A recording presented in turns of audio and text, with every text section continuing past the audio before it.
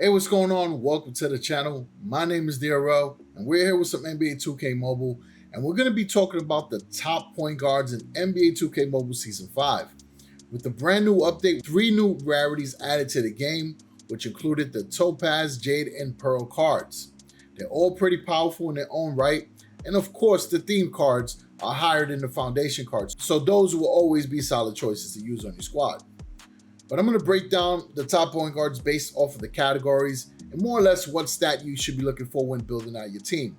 Now, there are different play styles in this game, so that's why I think every stat is very important. So let's get into it. So when you're looking at shoot off dribble, the stat that you want your player to have is at least a 5, right? Most of the players in the game have a 4, and about half of them have a 5.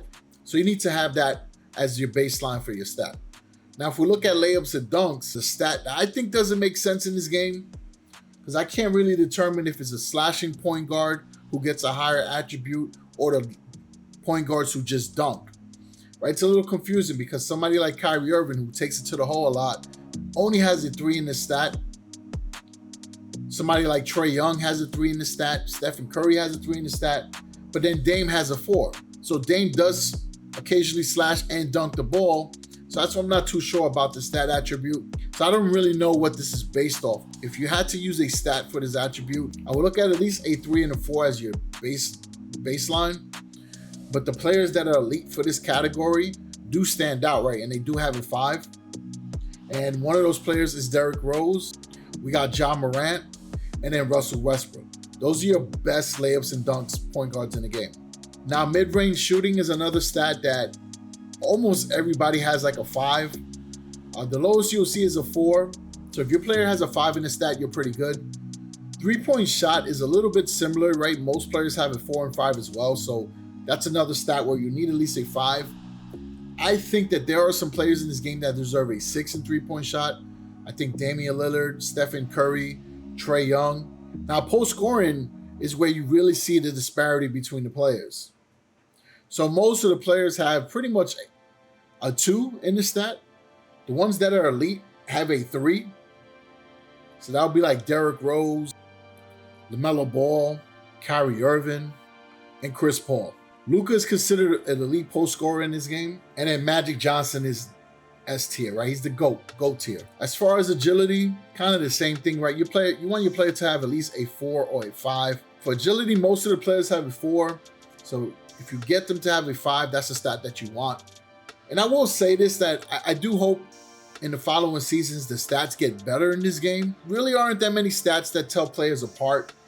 And sometimes if you were to look at the total averages of the stats, they don't do justice to the elite point guards in the game. But that's like a whole nother video, right?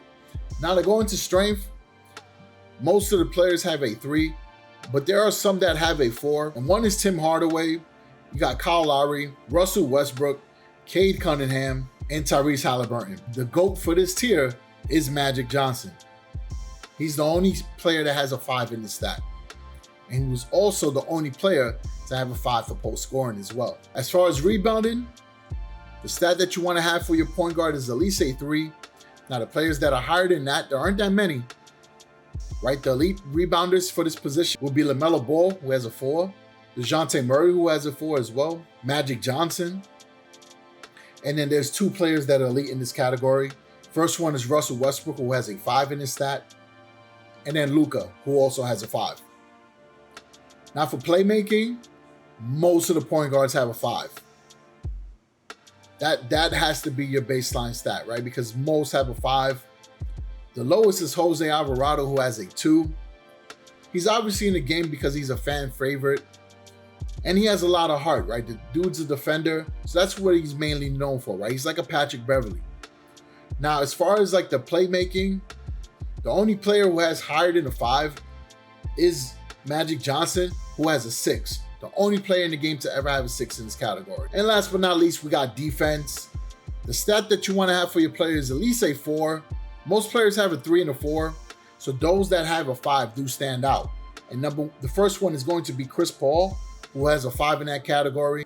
Drew Holiday has a 5 as well. DeJounte Murray and Lonzo Ball. Now you notice DeJounte Murray is in a couple of categories as an elite player. And this is why the other day I was happy with getting him in a daily login, because he is, I think, a gem in this game. But you can see which names popped up on multiple categories as elite.